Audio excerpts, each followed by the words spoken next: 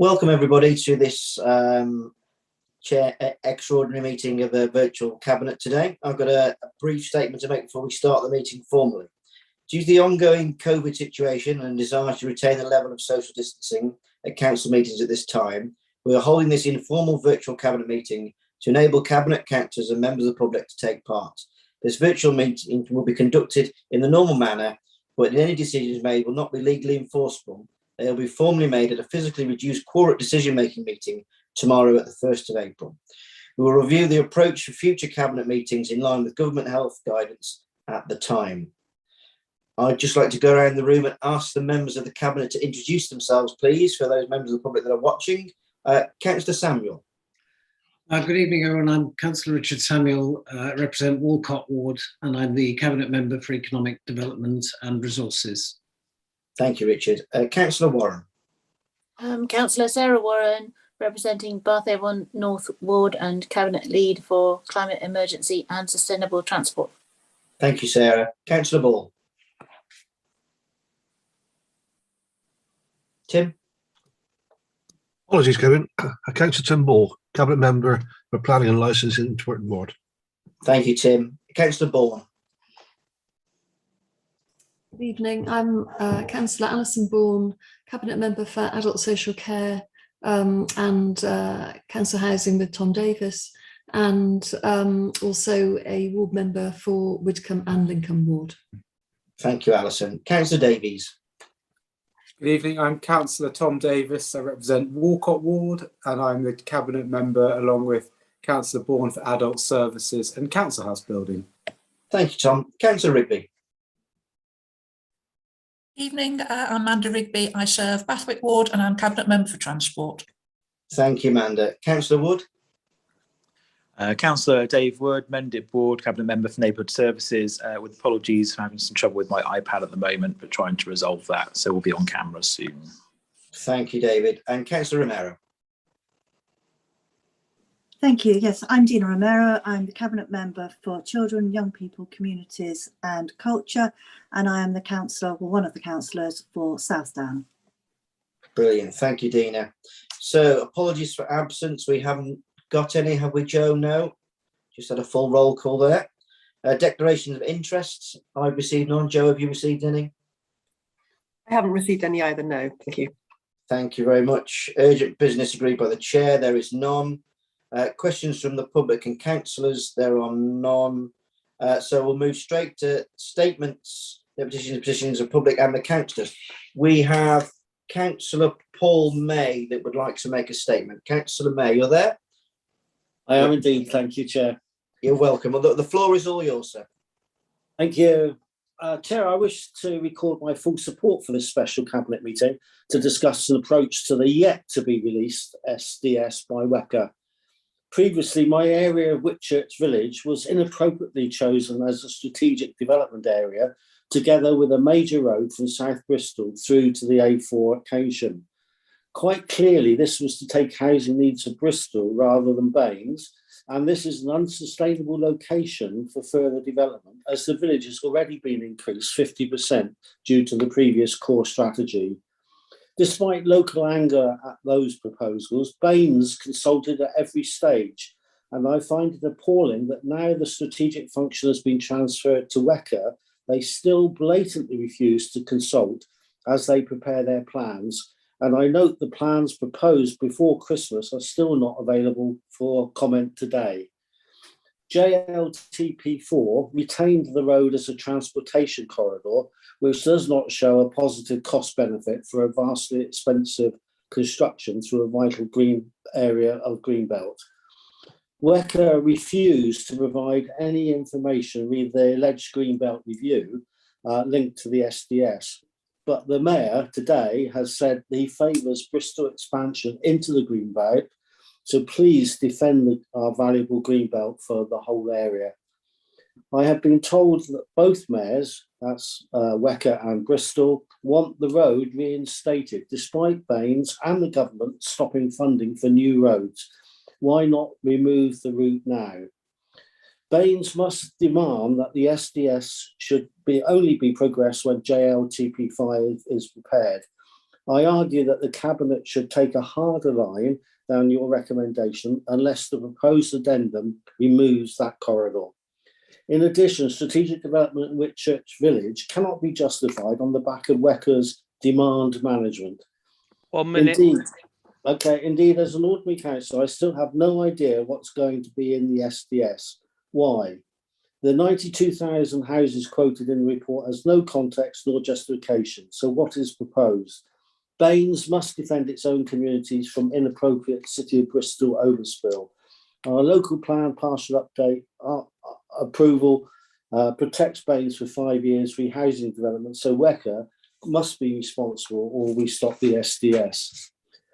At every stage, Baines has worked with me and my community, and we have appreciated that. So please take a hard line in protecting Whitchurch Village and Keynsham to keep Baines separate from Bristol. It's easy for planners sat in Bristol to draw lines on maps. It needs politicians to judge the consequences for our own communities, please. Thank you, Chair. Thank you, Councillor May. I'm meeting the WECA Mayor tomorrow, you're pleased to know, and I will reiterate your thoughts to him, and they are almost in tandem with mine as well, you'll be pleased to know, Councillor May. Thank you very much for your time. Thank you. Right, so there are no other speakers, so we'll move on to the actual item itself, or is West of England Combined Authority Spatial Development Strategy. Can I call upon Councillor Ball to move the recommendations, please? Thank you, Chair. Can I also say I agree with much what Councillor Mace had to say, and we have been working quite closely together regarding issues regarding the SDS, other issues around that area. It seems very strange to see them discussing a plan that's not a plan. I'm afraid WECA's inconsistency has put us in this situation of where we need to discuss this and lay out what our requirements are for WECA to actually ensure we have an SDS which is good for the whole community and sustainable for ourselves. The SDS is a strategic plan, and this should be evident in the nature of the document, which must be accessible to residents and the public. We need to ensure that the SDS is in a format that can be understood. 2 years ago, the joint spatial plan was rejected by a government inspector for being too detailed, and councils were warned not to take this route again. WECA needs time to reflect and make sure the plan is in line with what the previous inspectors have said. The SDS should provide a robust strategic planning framework for a new local plan, but should avoid getting into details of issues which will be covered by the local plans. We see today the Metro Mayor on Planet Radio making a statement that he wants to identify land in the green belt on the edges of Bristol, South Gloucester to take some of the load housing that Bristol can't take. So message back to Mr. Knight, I'm sure you relay this tomorrow, Mr. Chairman. It is a power for North East Somerset and South Gloucester to decide where housing will go and not for him to decide. We understand the SDS will need to take into account the government's housing targets, but we expect the SDS to give as much weight to other critical priorities, such as climate and nature emergencies, protection of our environment, as well as enabling the creation of jobs which are fit for the future and deliver affordable housing to meet the needs of Baines residents.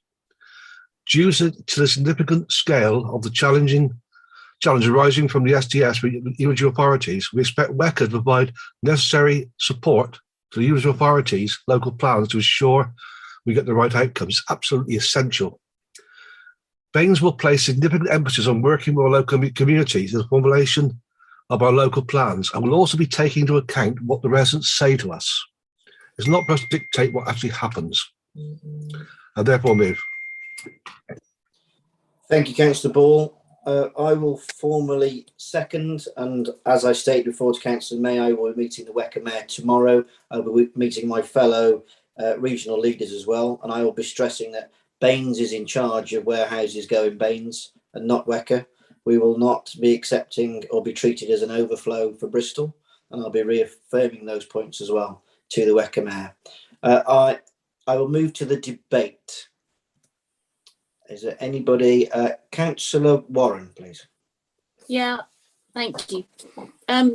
So we're being asked to set out our key priorities for the spatial development strategy, and tackling the climate and ecological emergency is one of our core policies.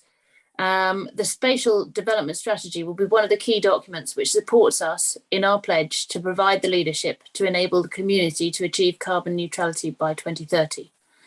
The SDS must provide the necessary policies and spatial strategy to facilitate these objectives. Our view in Bath and North East Somerset is that an SDS covering the next 20 years must be transformational in its outlook and make major strides to move the region robustly towards carbon neutrality. Our expectation is that the relevant policies within the strategy will push the boundaries significantly in response to the climate emergency in areas including sustainable construction and renewable energy generation. The document is also a vital tool in providing for practical alternatives to the private car, supporting an important cultural change which is required as we move as a region towards net zero carbon emissions from transport. The SDS must be underpinned by robust evidence which shows how the changes it proposes can be achieved, and I'm pleased to learn that the deferral of its publication is partly to permit the provision of further evidence to support our progress towards net zero by 2030. So we expect to see a strategy come forward that not only seeks to ensure that new growth is sustainable, but also provides the opportunity to address existing unsustainable patterns of development, and which will provide a firm basis for the preparation of the Unitary Authority's local plans. So I'm very happy to support the recommendations in the paper in the full expectation that the SDS will provide effective support towards net zero. Thanks. Thank you, Councillor Warren. Anybody else wishing to speak on the matter? I can't see any hands, therefore I shall move to the vote. Or I think I'm aware that Councillor Wood may have just dropped out there. Joe, is that correct? He did say he was having internet problems. Oh, I'm now back. Oh, you're back. All right, excellent. Thank you, Councillor Wood. So I'll move to the vote.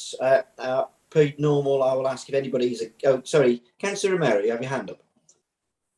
Sorry, I thought we were just going to put our hands up. I was on autopilot. All right.